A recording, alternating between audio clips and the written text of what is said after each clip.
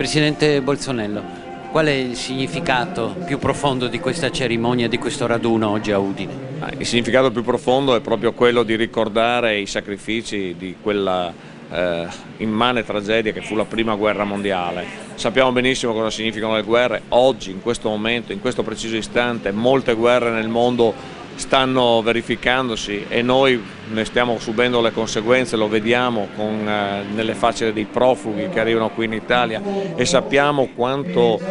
sia necessario capire che le guerre sono assolutamente da evitare, ma purtroppo la storia non insegna nulla e gli uomini non riescono veramente a capire dai propri errori. Oggi questo raduno significa venire in Friuli, ricordare cosa è stata questa terra per il Paese, per l'Italia, significa anche ritornare e capire quanto tutti hanno dato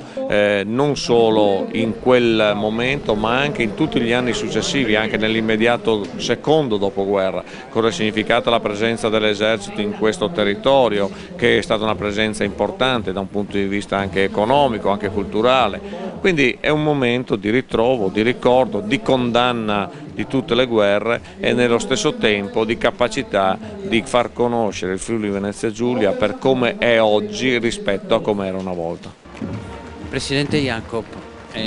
con orgoglio e con soddisfazione che la città di Udine e tutto il Friuli Venezia Giulia ospitano questo raduno. Sì, nel ricordo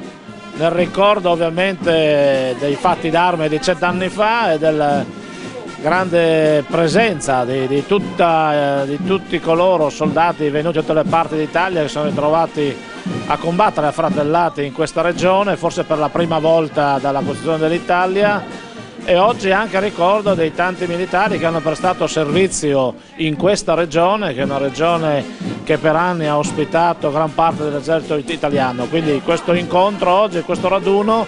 è certamente il ricordo dei 100 anni della Grande Guerra, ma soprattutto il ricordo di questa fratellanza italiana che c'è stata in tanti anni e che potrà essere ancora uno sprone per il nostro Paese.